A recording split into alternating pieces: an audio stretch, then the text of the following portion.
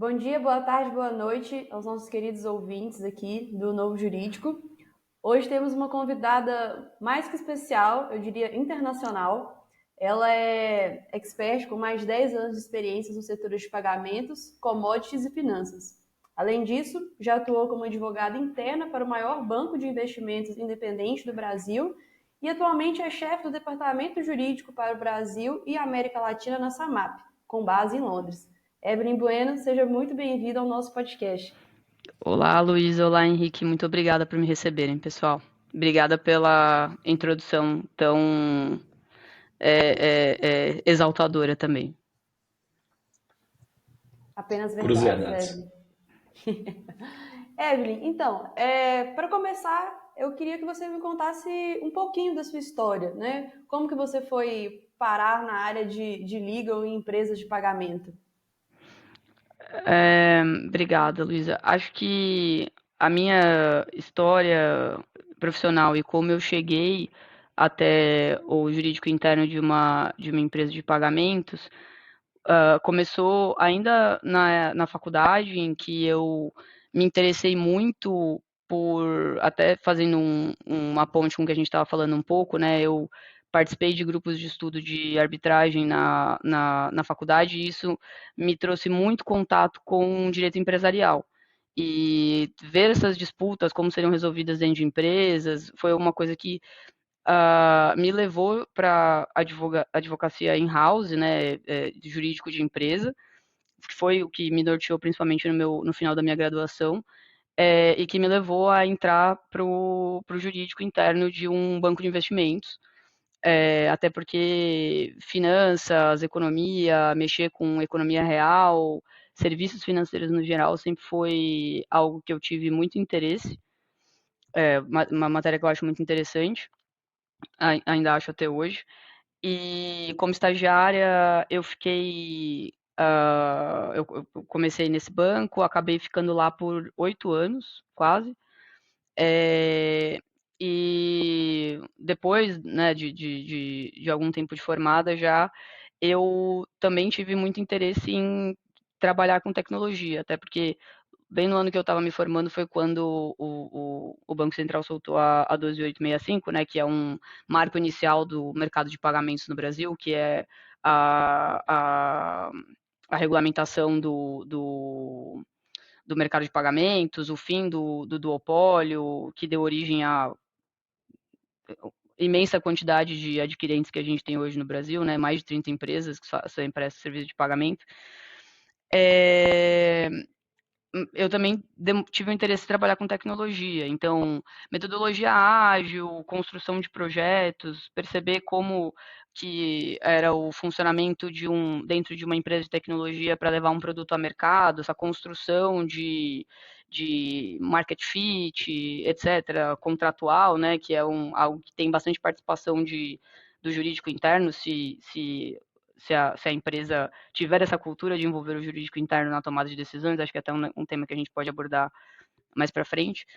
É, então, fazer um passo para uma fintech, para uma empresa que prestasse serviços financeiros e também utilizasse tecnologia para fornecimento desses serviços, metodologia ágil para lançamento de projetos, produtos, era um caminho um pouco natural. Então, em 2019 eu acabei fazendo essa transição de carreira, né, de uma certa forma, e assumi o jurídico interno da empresa que eu estou hoje, e que, enfim, eu vejo como uma construção natural, né, eu acho que quando você está terminando a faculdade, você não pensa muito, não, pô, acho que daqui a 15 anos eu quero estar trabalhando em pagamentos, nesse setor especificamente, numa adquirente ou numa gestão de pagamento, mas é algo que o serviço financeiro sempre eu tive muito interesse. Então, acho que isso foi um caminho que acabou me levando. Que massa. Realmente é um mundo que muda muito, né? E principalmente com isso, como é que essa mudança de regulamentação acaba afetando o seu dia a dia? É, eu acho que quando um assunto que eu penso bastante era como quando eu trabalhava em jurídico interno de banco, as regulamentações novas do Banco Central, né, as circulares, as resoluções, elas obviamente eram uma constante, o Banco Central sempre se manteve muito antenado e atualizado com as tendências regulatórias mundiais, Banco Central do Brasil, mas é inegável a diferença que existe hoje em dia depois da agenda BC-Hash. Então, a agenda BC-Hash, né, só para contextualizar, é uma agenda de inovação e de estímulo de competitividade do Banco Central do Brasil, que trouxe principalmente o Pix, mas também o Open Finance, registro de recebível, diversas outras regulamentações que têm colocado, na minha visão, e não só na minha visão, acho que de diversos outros players do mercado de pagamentos do Brasil, como um, um ambiente extremamente competitivo, extremamente atualizado com as melhores práticas regulatórias e muito interessante de se observar, né? Acho que então, eu lembro quando eu fiz entrevista para entrar na, na empresa atual que eu estou, o então CEO eu perguntei para ele assim, o que eu posso esperar desse trabalho? Porque na época o jurídico não era organizado, eu acabei entrando para começar o jurídico. Era um one-woman department, assim, era só eu ali tocando. Hoje em dia a gente tem mais de 10 pessoas. Ele falou: Olha, Evelyn, eu confesso que eu não sei, porque você vai ter que criar o seu espaço, mas eu posso te garantir que de tédio você não morre. E às vezes até, né, principalmente quando a gente veio regulamentação do cartão pré-pago, todas as novidades do Pix, a agenda de Open Finance, isso até é algo que até hoje, às vezes eu comento, você fala, nossa, realmente aquele dia teve uma verdade que foi dita naquele dia, foi que de TED realmente eu não morreria. É, então, acho que eu vou acabar voltando um pouco nessa fala ao longo da nossa conversa, mas eu acho que hoje em dia, se manter atualizado e se manter próximo do Banco Central para entender as preocupações do regulador, porque o regulador, a função dele, obviamente, né, é garantir que o risco sistêmico esteja controlado, garantir que o risco sistêmico seja conhecido, para que ele possa atuar ali junto aos participantes em, poxa, você representa esse risco sistêmico, você precisa ter capital, você precisa ter esses controles de risco e fraude, você precisa ter todas essas matérias que são reguladas pelo Banco Central, mas ele tira isso do contexto que ele obtém das conversas com o mercado. Então, é super importante você se manter próximo do regulador, e aí, dando uma resposta talvez até um pouco mais longa para a sua pergunta, não sei se pulando etapas aqui do nosso papo, mas eu acho super, super importante que os entrantes, novos participantes ou empresas que estejam interessadas, poxa, quero virar uma instituição de pagamento, quero começar uma SCD, uma sociedade de crédito direto, quero ser um participante quero ser As um futuras participante do fintechs. Pix, ofertar Pix para os meus clientes, ser iniciador de pagamento, todas essas né, inovações que o Banco Central trouxe para a gente. Acho que é super importante estar vinculado ou por dentro de uma associação de empresas de pagamento ou de fintechs, né? Então, aí no mercado hoje você tem centenas, eu vou correr o risco aqui talvez de fazer um rol que obviamente não é nem de longe exaustivo, mas você tem a BFintex, você tem a Bex, você tem a ABCD, você tem Zeta, tem diversas entidades. Eu vou puxar a sardinha, obviamente, para o lado da Bipag, que é a associação que eu sou diretora, né? A gente congrega instituições de pagamento entrantes. Então, poxa, a gente tem fóruns relativos a GTs do Pix, Open Finance,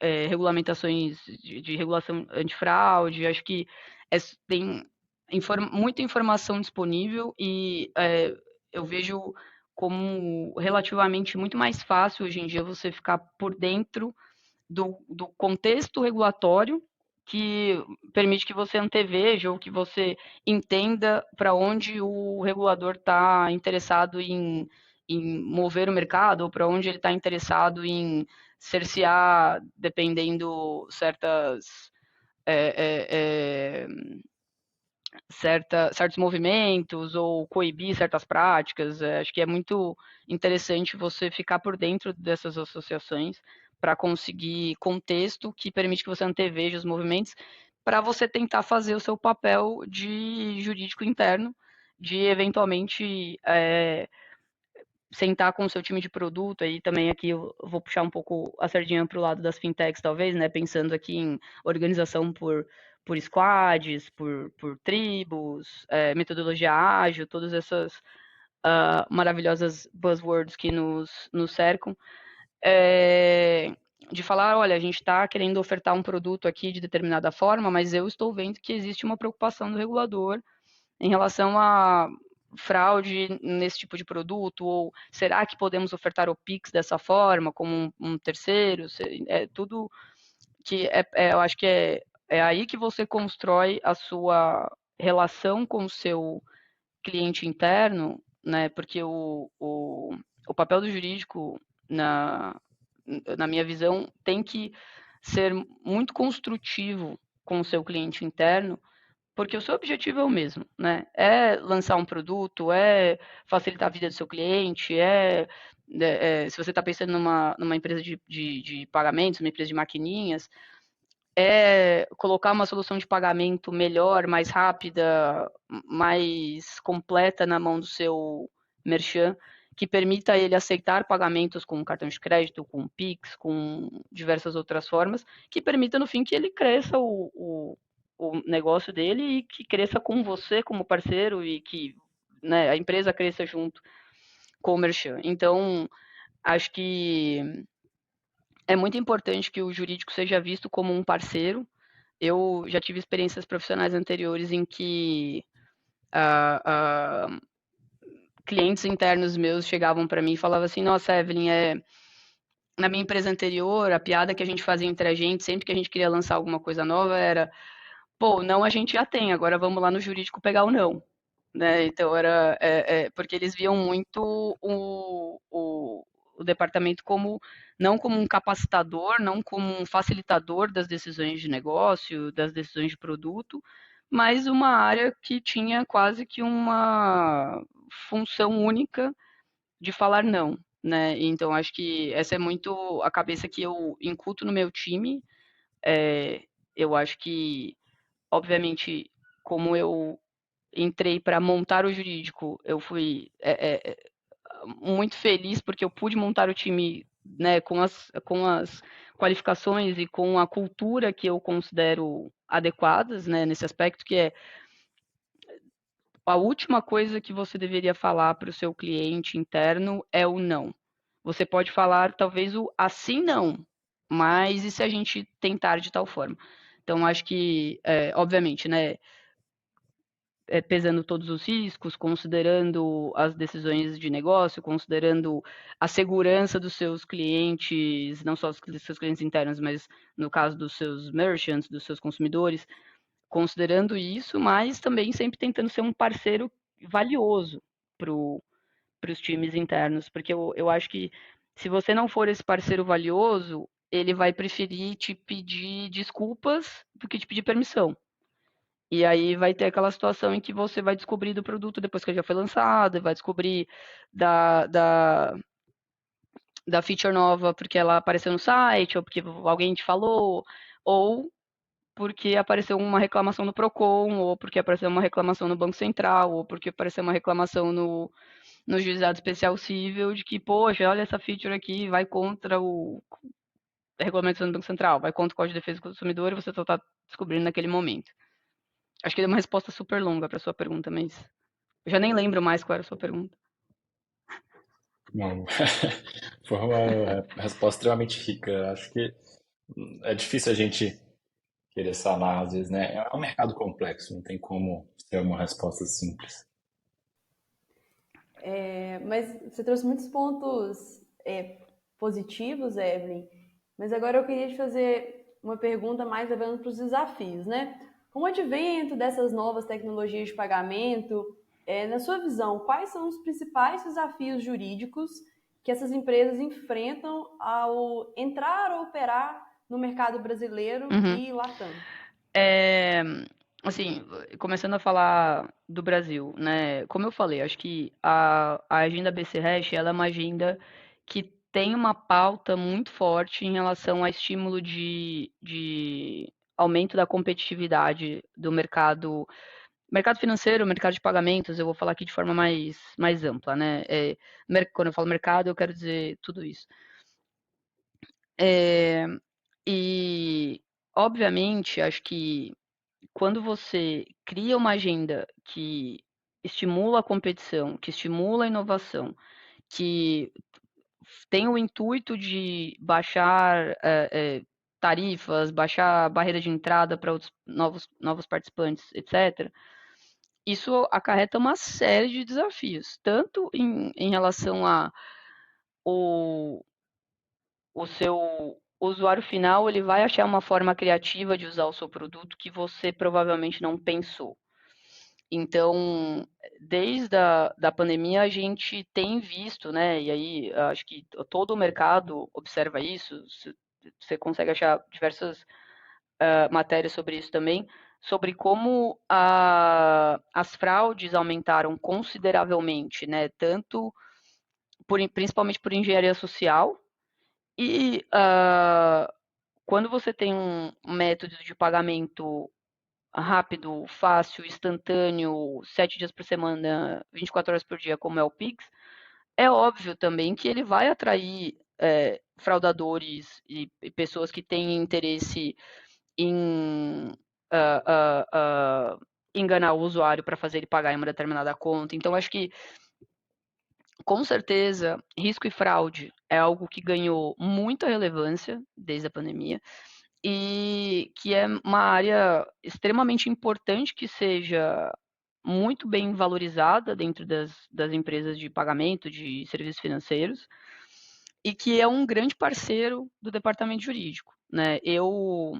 acho que muitas vezes o departamento jurídico, quando a gente olha na parte contenciosa, você tem acesso ali a uma montanha de dados dos seus clientes do que está causando dores para eles. Então, uma reclamação no Procon, um Reclame Aqui, né, dependendo se sua empresa, o Reclame Aqui é gerido pelo jurídico ou não, mas de qualquer forma, falando aqui em Procon, Juizado Especial Cível, ouvidoria do Banco Central, você tem acesso a uma quantidade imensa de informações em relação ao que está causando dor para o seu cliente final e ou como o seu cliente final tem usado o produto e não está sendo da forma que ele esperava.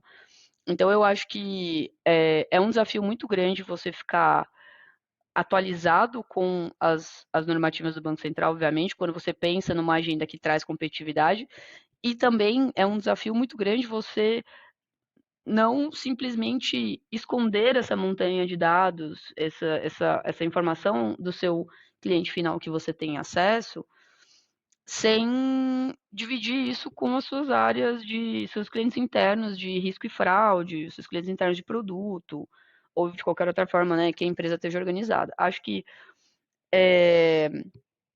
muitas vezes quando eu falo clientes internos, a gente pensa só em áreas de negócio, né? Então, pô, a área comercial, a área de vendas, quem vai te ligar ali e falar assim, olha, quero lançar isso, quero colocar isso na rua, você precisa me ajudar com os termos e condições, porque quero adicionar alguma coisa nova. É, eu acho que, mas não só, eu vejo, acho que o desafio do advogado interno é justamente que a empresa inteira são os seus clientes, né? Então, enquanto um escritório você tem ali uma função muito estabelecida em relação a quem você está prestando o serviço, né? E qual o seu objetivo com aquele serviço, até para você poder mandar aquele belíssimo timesheet no fim do mês com tudo que você fez. o seu cliente interno é todo mundo. Então, desde a área de vendas, que vai querer vender alguma coisa nova, desde a área de produto, que vai querer criar, desde da área de risco e fraude, que você precisa ajudar a mastigar esses dados que você tem acesso para ajudá-los com novas barreiras de defesa, novas formas de entender o comportamento dos usuários e até a área de suporte ao cliente para áreas que para empresas que têm suporte ao cliente, né, que tem consumidor final ali, para como que você consegue utilizar essas informações que você tem, do tipo, poxa, os termos e condições que eu coloquei no meu site, que estão lindos, maravilhosos, tem uma cláusula aqui que absolutamente ninguém entende e tem, no mínimo, 150 ligações por mês perguntando o que raios essa cláusula quer dizer, porque o consumidor final leu e não entendeu e ele acha que é outra coisa. Ou uma ferramenta de CRM, né, que você mandou para o seu cliente final. Então, um e-mail que você não. Que passou por você e que para você está super claro, mas que quando o cliente final recebe, ele não entende o que você quis dizer com aquelas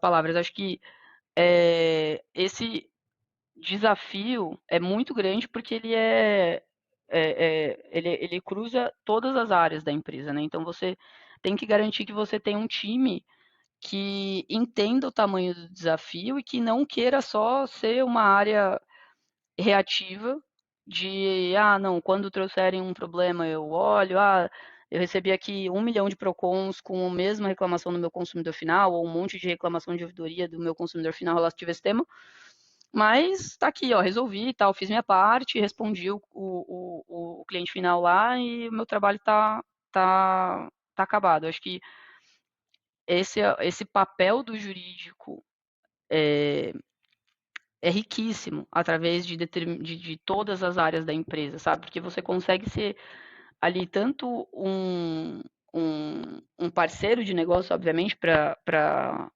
suas áreas de desenvolvimento, mas também uma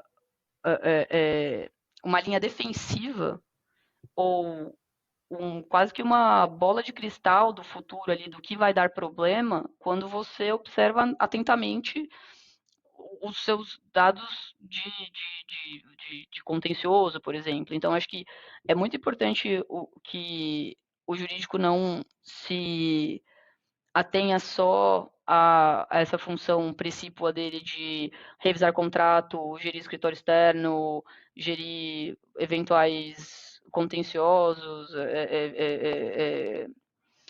é, como eu posso falar, a, enfim, gerir toda a parte contenciosa e os termos e condições e tudo isso. Acho que essa visão holística e essa junção disso com as áreas de negócio é um desafio muito grande, mas eu acho que é também onde o jurídico agrega mais valor para o negócio. Entendi. Realmente é bem complexo, Evelyn.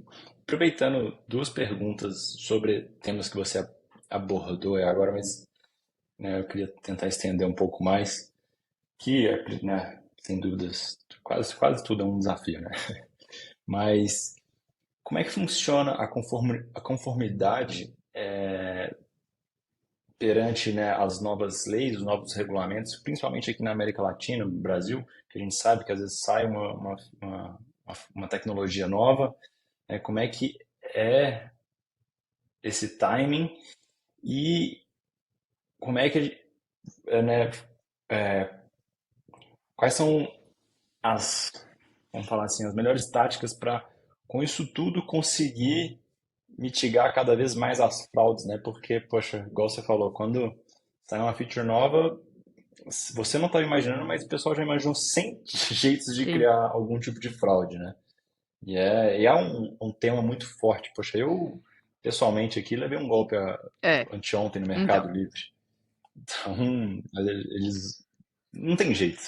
Eu Uma hora acho ou outra você vai cair. que é, quando você pensa especificamente, né, em empresas de pagamento, e aí isso se aplica Brasil, América Latina como um todo, acho que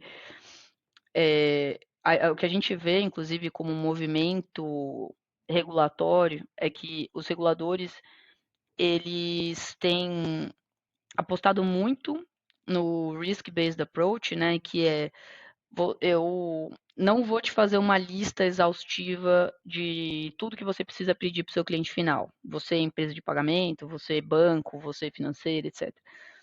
Eu não vou guiar o seu processo de onboarding, eu não vou engessar o seu processo de onboarding, se você quiser preferir ver dessa forma.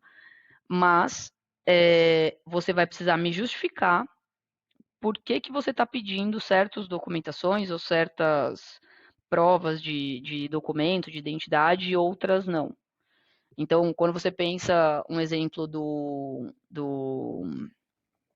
das plataformas de e-commerce, né, como você colocou, tem uma questão muito importante ali de como eu caso a, o fato de que eu quero uma experiência sem fricção de onboard. Então, eu não quero, eu como plataforma de e-commerce, eu não quero pedir para o meu cliente 1 milhão de documentos, firma reconhecida em cartório, etc., que vai fazer com que ele não abra um cadastro comigo, mas abra um cadastro no meu concorrente, que talvez peça menos documentos.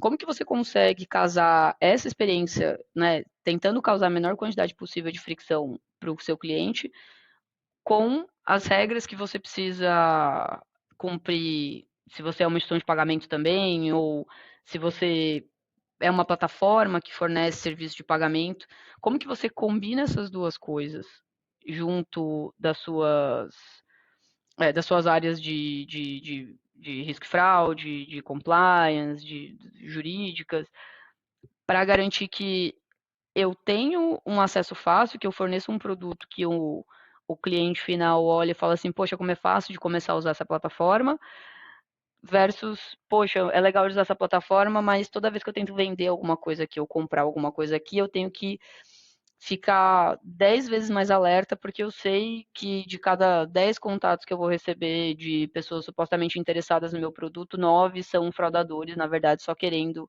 fingir que estão comprando, ou para me mandar um phishing, para me mandar um e-mail malicioso, para me mandar alguma coisa, um golpe, alguma coisa que faça com que eu faça uma transferência via Pix, que não é o que eu quero fazer, enfim. É, então, eu acho que esse, essa, esse approach baseado no risco, né, que tem guiado, a gente vê que tem guiado reguladores no Brasil, no Chile, na Colômbia, acho que isso é algo que veio também de experiências aqui no Reino Unido, em relação a tentar não criar processos tão engessados, justamente para talvez melhorar a barreira de entrada, né? Então você não precisa ter o sistema mais completo para o onboarding, você não precisa fazer a verificação de absolutamente todos os documentos, de tudo, mas se você, eu vou observar os seus índices de fraude, eu vou observar as suas reclamações na ouvidoria, eu vou observar como que os seus clientes estão vendo a segurança da sua plataforma. Então, eu acho que isso conversa com a conformidade, porque os programas de compliance, eles têm ficado, os programas de compliance internos, né, eles têm se modernizado nessa mesma direção, mas ao mesmo tempo você tem, e eu vou voltar aí para esse conflito, esse conflito que eu estava falando na nossa última pergunta, esse conflito de poxa, agora a minha área de produto, ela vai chegar para mim e falar assim: "Não, mas eu olhei aqui no concorrente e eu não preciso enviar para ele todos esses documentos que você está pedindo do nosso cliente aqui. Por que que eu estou fazendo isso?". Então acho que esses benchmarks são extremamente necessários, eles são super importantes. Você quer sempre se você é uma instituição de pagamento, Você quer ser visto como um parceiro do negócio daquele cliente final, né? Você quer que ele enxergue a sua empresa como uma proposta de valor para ele em relação à aceitação de pagamentos, ou em relação a ter uma conta digital, ou em relação a tudo isso. Mas você tem o seu desafio interno de garantir, poxa, como proteger os meus usuários contra esses golpes e como não criar também uma imagem, porque isso impacta a imagem da empresa no mercado, né, como um todo, de que, poxa, olha, o onboarding ali naquela empresa é quase inexistente, pode ir lá, você manda uma cópia do RG da sua avó falecida, eles vão abrir uma conta. É, então, eu acho que é super. Eu acho que sempre quando a gente fala em segurança de informação, risco e fraude, privacidade de dados, todos esses temas são temas relativamente novos, né? Quando você pega uma empresa de há 20 anos atrás, poxa, as pessoas trocavam lista correndo risco aqui talvez de soar um pouco old school, mas se você pensar em 20, 30 anos atrás, as pessoas trocavam lista de leads em CD-ROM, em USB. Você pegava assim, ó, tô aqui, ó, 100 mil e-mails e números de telefone de pessoas que você pode acessar e vender o seu produto. Essas preocupações são muito mais recentes. Então, a gente teve que criar, né? Teve a GDPR, né? Que foi a Lei Geral de Proteção de Dados aqui da União Europeia, que endereçou essas preocupações, que foi um marco, e que você teve que difundir essa cultura de preocupação com segurança de dados, preocupação com segurança cibernética, preocupação com conformidade dentro das empresas, né? Acho que cada um desses aspectos teve o seu marco, né? Então, acho que para as políticas de conformidade, de PLD, de lavagem de dinheiro, você teve os anos pós combate ao terrorismo, né, depois do 11 de setembro ali, que teve um avanço muito grande em relação a, poxa, como que essas organizações são financiadas, como que a gente pode fazer. Recentemente, ataques cibernéticos ficaram muito em voga em situações que aconteceram, poxa, em períodos de eleição, durante a pandemia. Então, poxa, aqui no Brasil a gente teve tribunais inteiros que foram alvos, né, de ransomwares e que ficaram fora do ar até. É, então, eu acho que a única forma de você ter um controle, que obviamente nunca vai ser perfeito, né? Porque o trabalho do fraudador, o trabalho do, do- da pessoa que quer usar dados de forma maliciosa, enfim, ele sempre vai tentar estar à frente, né? Acho que você pensar no mercado de cartões, isso está aí desde sempre, né? Desde quando o cartão era. Você colocava o cartão ali no negócio de carbono e passava um pezinho por cima, já existia fraude com cartão. Hoje em dia ela só mudou a forma dela, né? Saiu o carbono, entrou engenharia social. É, eu vejo o departamento jurídico como um difusor de cultura é, é, dentro da empresa em relação à segurança cibernética, à privacidade de dados e risco e fraude. Então, acho que a conformidade com esses temas tem sido cada vez mais importante, até porque é, vou falar um clichê, mas nenhuma corrente é mais fraca do que o elo mais fraco, nenhuma corrente é mais forte do que o elo mais fraco. Então, se você tem um sistema de pagamentos todo interligado com diversos players, um sistema financeiro todo interligado com diversos players, o player ali que tiver a segurança mais fraca é a porta de entrada, né, os demais. Então, você pode vincular, você pode ser um risco sistêmico, né, se você não cumprir com as regulamentações e for o elo mais fraco da sua cadeia. É, então, o papel do jurídico como difusor dessa cultura de importância de privacidade de dados, de segurança cibernética e de risco e fraude é através de diversas formas, né? Acho que, óbvio, a gente sempre fala em treinamentos, mas eu acho que levantar esse awareness com seus clientes internos e ter essa conversa com os seus clientes internos é super importante. Então, quando o jurídico recebe uma mensagem, acho que quando as áreas de negócio vêm com uma demanda em relação a, poxa, mas olha só, aqui eu vi que o concorrente não precisa fazer essa verificação que eu estou fazendo. Ou eu observei que em outro país não há necessidade de você fazer essa verificação. Por que, que a gente está fazendo aqui? Isso causa uma fricção. Eu talvez consiga provar aqui, olhando a nossa régua de onboarding, que a gente perde parte dos clientes que a gente poderia ter. A necessidade de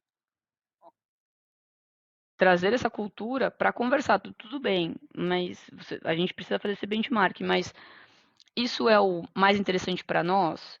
Você vai trazer esse cliente, mas esse é um cliente de boa qualidade, entre aspas? Esse é um cliente que de fato é um cliente que está interessado em usar os nossos serviços?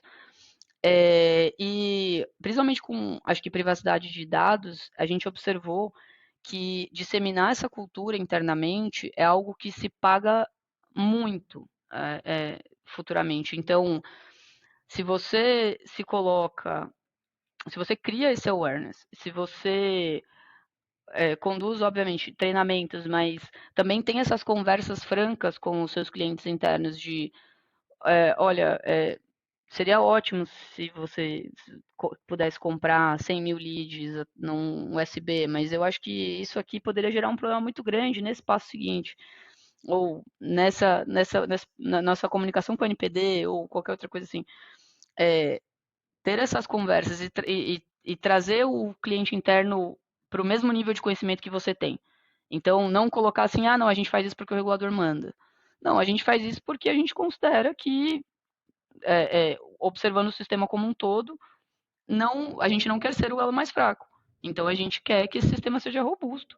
Então, a gente toma essas medidas de segurança cibernética, porque a gente não quer ser a empresa de pagamentos que vai ser infectada pelo ransomware e vai criar um problema para todo mundo. E a gente sabe, né, de experiências que, quando acontece um vazamento de dados, um vazamento de senha, repercute muito mal e fica por um tempo colado na imagem da empresa, né? Alguém chega para você e fala assim: nossa, olha esse programa de pontos aqui do Banco X. Aí você olha e fala assim: mas o Banco X não é aquele lá que todo mundo teve conta invadida e, pô, não vou dar meu dado pro Banco X.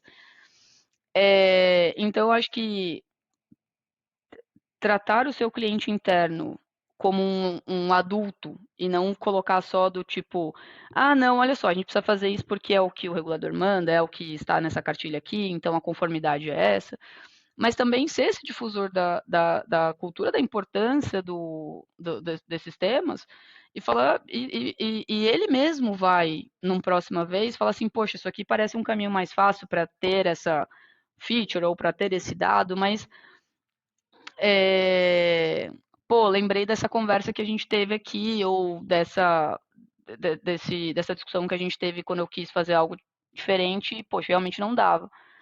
E eu acho que, para isso, e aí, novamente, mais uma vez, dando uma resposta muito longa para sua pergunta, é muito importante que o não do departamento jurídico seja valorizado, porque se você simplesmente é uma área que não colabora ou que não coopera, não é vista como um parceiro de negócio, como eu já falei algumas vezes, pelos seus clientes internos,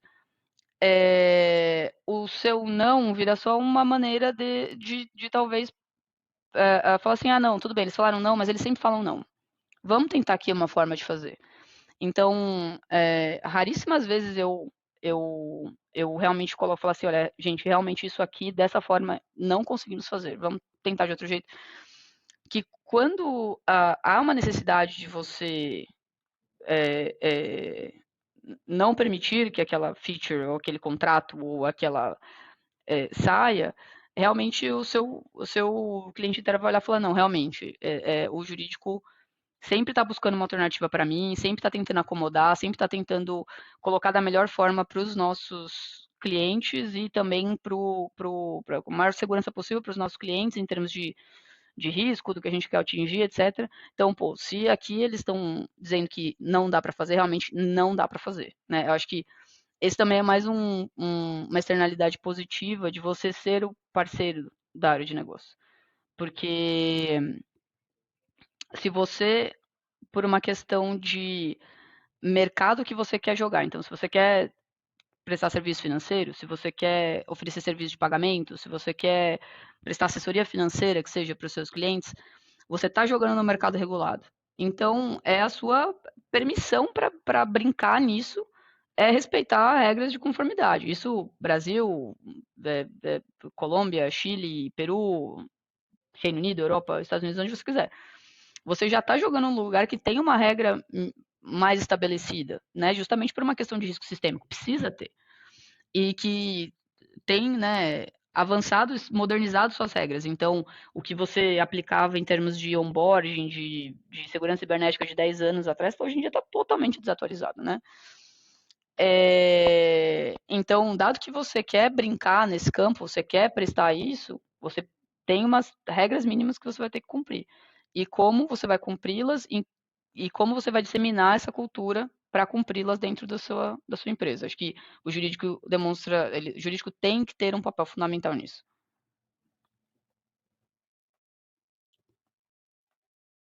Uma massa demais. Evelyn, poxa, bem completa a resposta. E realmente é algo que, como você falou, né? Antigamente eles faziam algum tipo de golpe usando carbono e hoje é engenharia social, né? E quem não melhor para proteger, ajudar a mitigar a engenharia social do que essas estratégias jurídicas e ter essa realmente, né, essa troca com o time jurídico para realmente tentar evitar isso e manter as conformidades funcionando sem que atrapalhe o sistema, ou então até mesmo fazer repensar, né? Porque às vezes os 10 usuários ali que você vai conseguir a mais, eles vão trazer mais prejuízo Exato. que Eu acho lucro. que o objetivo do departamento jurídico é o mesmo objetivo da área de vendas, é o mesmo objetivo da área de desenvolvimento de produtos, de novos negócios, é fazer a empresa crescer, é levar o melhor produto possível dentro dessas restrições inerentes que você tem para jogar no ambiente regulado, né? Você quer o mesmo objetivo. A diferença é que o seu cliente interno, muitas vezes, ele não tem a visibilidade a respeito dos riscos que aquela atitude pode trazer futuramente. E então, o seu papel é fazer com que, caso exista uma necessidade de tomada de riscos, e acho que isso é inerente em qualquer empresa, né? Você precisa tomar riscos muitas vezes quando você está prestando um serviço, quando você está fazendo um contrato, até numa estratégia judicial, quando você está se apresenta sua defesa de determinada forma, jogando uma luz em uns pontos, não jogando tanta luz em outros pontos, você toma riscos nessas situações. E o papel do jurídico é fazer com que as áreas que ele atende entendam os riscos e aceitem os riscos e tomem as decisões de negócio da melhor forma. Eu acho que o que é inaceitável numa empresa que tem um jurídico saudável, um departamento atuante, é que a área de negócios tome riscos que ela não conhece. Isso é inegociável para mim. Eu acho que é algo que eu tento sempre disseminar dentro da cultura do meu time, que eu considero muito importante, que é inadmissível que quando o cliente interno assina um contrato ou a gente faça uma mudança de termos e condições ou ele esteja tomando um risco que você tem ciência que você não explicou para ele o risco que ele está tomando. Isso não dá. Acho que, obviamente, isso é papel do advogado, né? Quando você trabalha em escritório, isso também é o seu papel para o seu cliente, mas eu sinto que às vezes dentro de empresas você. Ah, poxa, o meu papel ali é falar para ele, não, essa cláusula não dá para aceitar. Por que não dá para aceitar? Qual que é o risco inerente a essa cláusula? Qual que é o risco inerente a essa estratégia processual? Qual que é o risco inerente ao lançamento desse produto? Respeitar essa regra regulatória ou não respeitar? Eu acho que isso é o mais importante. E acho que, de novo, né? talvez eu tenha falado uma coisa um pouco peremptória, né? Acho que a gente, advogado, não é famoso por frases sim, com certeza, não, com certeza, sempre depende, mas essa eu acho que é uma das coisas bastante, eu considero inegociáveis, assim, o cliente interno, ele não pode tomar um risco que você conhece, que você não traga para ele esse risco.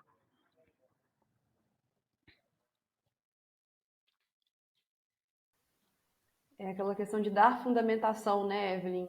Você comentou da questão de não só falar não, mas explicar, olha, esses são os riscos e por isso que eu acho que podemos ir por esse caminho, ou por esse, ou então realmente falar um não, mas por isso, por isso, por isso.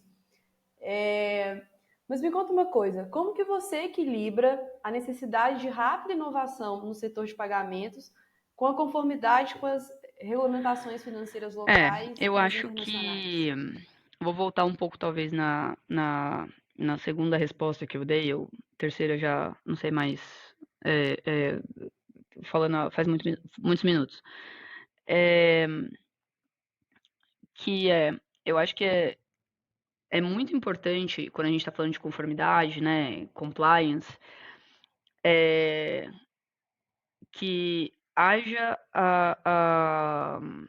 que exista uma compreensão sobre qual é a preocupação do regulador. Por quê? E aí é uma questão de contexto.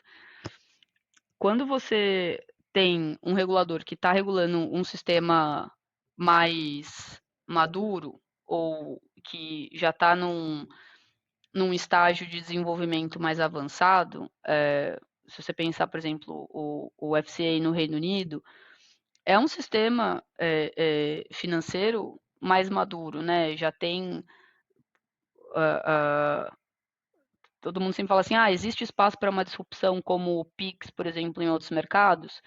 Depende, porque o Pix foi uma disrupção pelo fato que não existia uma forma entre os bancos de você fazer uma transferência de dinheiro é, é, 20, disponível 24 horas por dia, 7 dias por semana, sem custo. Então, o Pix foi uma disrupção muito grande num mercado em que se pagava 10, 15, 30 reais por uma DOC ou uma TED. Em vários outros países, isso não é verdade. Então, no Reino Unido mesmo, você tem o Fast Payments, que é uma forma de Pix, né? Tem diversas diferenças. No Chile, por exemplo, fazer transferências entre pessoas físicas praticamente sempre foi disponível 24 horas, 7 dias por semana, sem custo. Então, não tem espaço para uma disrupção dessa nesses locais. Então, entender o contexto regulatório de onde você está inserido, para você entender qual que é a preocupação do regulador e, portanto, onde é o que o seu novo produto, o novo serviço, ou simplesmente a sua empresa como um todo se encaixa, é muito importante. O seu regulador está vendo você como um parceiro, então assim, essa empresa aqui ela é nova, mas ela tem soluções inovadoras, mas ela faz questão de estar próximo do regulador para mostrar para o regulador que ela não é um risco sistêmico, apesar de ser uma empresa nova, uma empresa que está crescendo muito. Ou o regulador vê você como uma ameaça, então uma empresa que é nova, que nunca se encontrou nunca, sempre fugiu, vamos dizer assim, de ser regulada, não luta muito contra ser regulada, então acho que é muito importante você dar um passo para trás para entender o contexto de como o regulador vai observar você, os seus movimentos, porque isso permite que você tenha por exemplo, uma conversa aberta e direta com o regulador, muitas vezes, de olha, estou pensando em lançar esse produto. Acho que tem esse fit de mercado, fiz essa pesquisa, não entendo que não existe nenhuma regulação que me proíba. O que você acha? Poxa, você vai engessar o lançamento. Talvez, mas o que. Eu vou dar um caso aqui muito famoso do WhatsApp Pay. O que teria sido melhor? Ter lançado o produto com pouco conhecimento do regulador sobre o produto, com pouca conversa com o regulador sobre o produto, e ter o produto bloqueado, como foi logo em seguida, né, o WhatsApp Pay para Business, ou ter tido uma conversa com o regulador desde o começo e que posteriormente fez com que o produto fosse lançado com o apoio do regulador e com preocupações do regulador devidamente interessadas, como isonomia, como...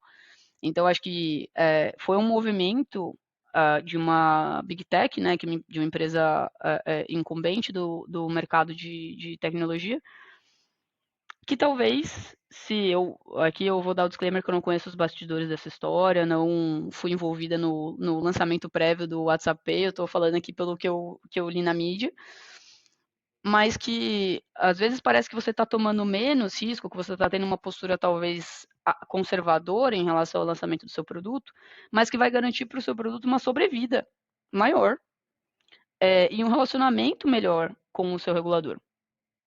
Então, eu acho que essa observação de contexto e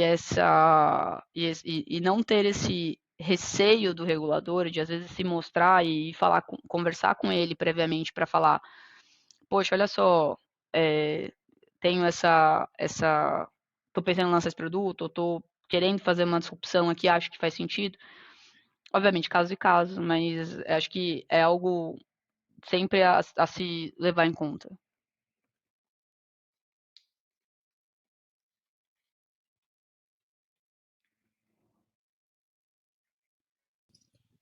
Massa demais, Evelyn. Realmente é aquele velho ditado para tudo, né? Vale para O reguladores também. combinado não sai caro, né? Eu acho que exatamente, vale até para esse nível aí que a gente está falando que envolve tantas partes. E, poxa, por curiosidade também, o WhatsApp Pay, quando ele saiu, eu pessoalmente fiquei bem empolgado, mas eu vi que barrou em tanta coisa e aí, né? Tá com E a gente está dificuldade de falando de ganhar uma das maiores atração, né? empresas do mundo, né? Eu tenho Então, observado, não é tá só um por. pouco de dificuldade. Se eu não me engano, eles lançaram na Índia também, onde também tem um sistema parecido com o Pix também. Já Se na existe na Índia foi Índia, né? Acho primeiro. que é um dos pioneiros, um case bem estudado. E até a última atualização que eu tive também não tinha ganhado tanta atração.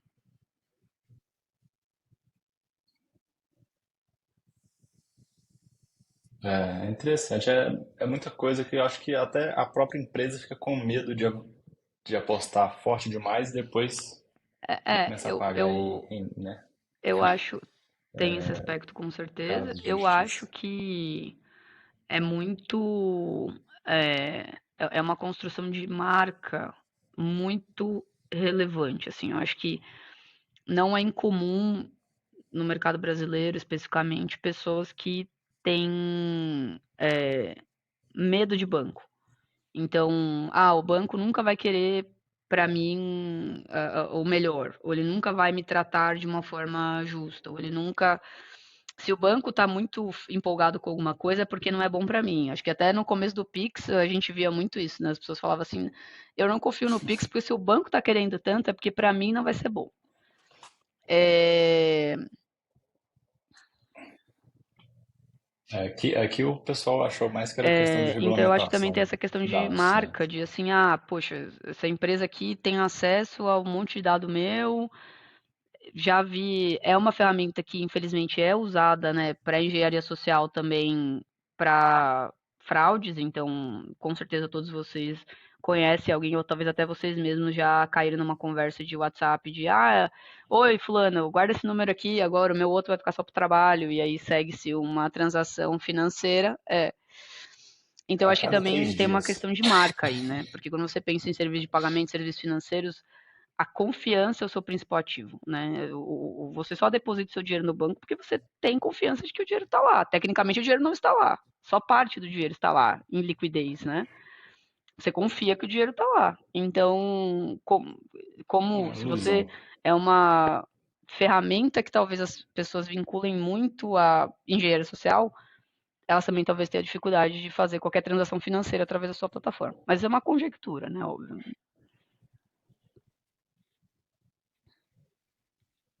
Sim, não, mas faz total sentido. Evelyn, a gente está chegando aqui no final do nosso episódio. Eu queria abrir para você falar, né, qualquer dica, qualquer sugestão, deixar Não, alguma meta aí, não sei. não tava Vou te pronta pedir pra uma isso. indicação de livro também, Evelyn. Ah, vai ter que ser, vai ter que Vai ter ser, que ser o vai ter primeiro que que sai na ser. cabeça mesmo, que esse que é o fresco. Livro jurídico, livro de literatura O, ou alguma o que você coisa sentir que que gostaria eu de só recomendar li e para achei legal? Alguma quem coisa for que eu só li e assistir. achei legal? Tá bom. O que seu coração bater mais forte. O que você achar que Cara, tá, eu vou a nossa falar. audiência está precisando mais? É uma dica um pouco. é, não é uma dica. É uma dica inspiradora, mas não é uma dica que você olha e fala assim. É, é algo poético, é algo bonito, tá? É um livro que chama Drive, eu tava até olhando aqui rapidamente, Daniel H. Pink. Eu acho que a tradução dele em português é Drive também.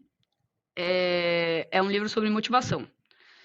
É um daqueles livros que tem uma ideia central muito boa, mas eu acho que e que é muitas vezes repetida, né, diversas vezes ao longo de vários capítulos, porque ah, ah, ninguém pode lançar um livro com um capítulo só, então você precisa lançar vários, então aí você faz ali um compiladão da sua mesma ideia repartida por diversos capítulos. Mas eu acho que é um livro que fala muito sobre motivação, e como as melhores pessoas que você quer trazer para o seu time, as pessoas mais que vão te agregar mais valor na sua empresa, no seu time, o que as motiva e como motivar essas pessoas. Então, ele fala muito sobre como a autonomia é um negócio que motiva muito pessoas que têm esse mesmo. Como autonomia é uma coisa que motiva muito pessoas que têm uma performance alta. E então isso é meio que aquilo que a gente já sabe, né? De que um gestor que faz microgerenciamento costuma afastar as melhores pessoas. Mas ele mostra com vários exemplos interessantes do porquê que isso acontece. Usa um pouco de psicologia também. Então foi um livro que eu gostei muito. É uma leitura um pouco mais cansativa, vamos dizer assim, né? Não é aquele livro que você lê antes de dormir e vai dormir com o coração quentinho, pensando, que legal essa historinha. É aquele livro, talvez, que você olha e fala assim, agora eu entendi porque aquela pessoa saiu do time daquela outra pessoa. Mas como gestora de departamento jurídico, né, acho que isso é um tema que sempre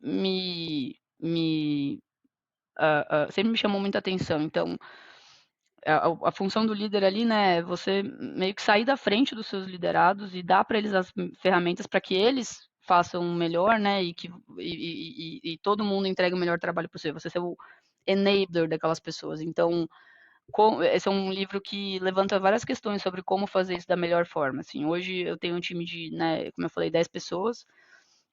No Brasil são só mulheres, então é algo que essa questão de gerenciamento é algo que eu sempre me preocupei bastante, assim, e como tirar o melhor, né, ou tirar, acho que não é a melhor palavra, ou como fornecer as ferramentas para que o meu time suceda, né, então seja bem sucedido. Então, acho que esse livro jogou uma luz para mim em alguns temas, e eu achei bem legal, acho que todo mundo que gerencia times, gerencia pessoas e tem quer aprender um pouquinho mais sobre esse tema, eu achei bem interessante.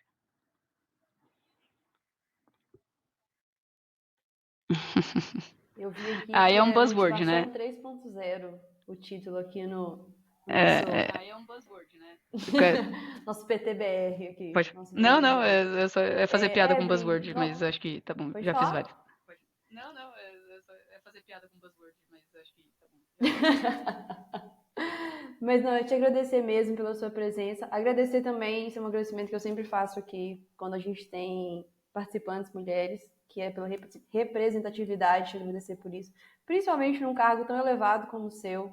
Esse é o momento que a gente se sente com o coração quentinho e de imaginar, poxa, tem lugar mesmo pra gente, pode ser mais difícil, mas se a gente batalhar e, poxa, ir atrás, a gente consegue. Então, obrigado, parabéns pela sua posição, incrível demais. E só isso mesmo, te agradecer pela participação e agradecer aos nossos ouvintes também que estiveram aqui com a gente nessa aula, assim, maravilhosa sobre pagamentos e fintechs e muita coisa muito Muito obrigada, louca e pessoal. muito legal Adorei e o muito papo. complexa.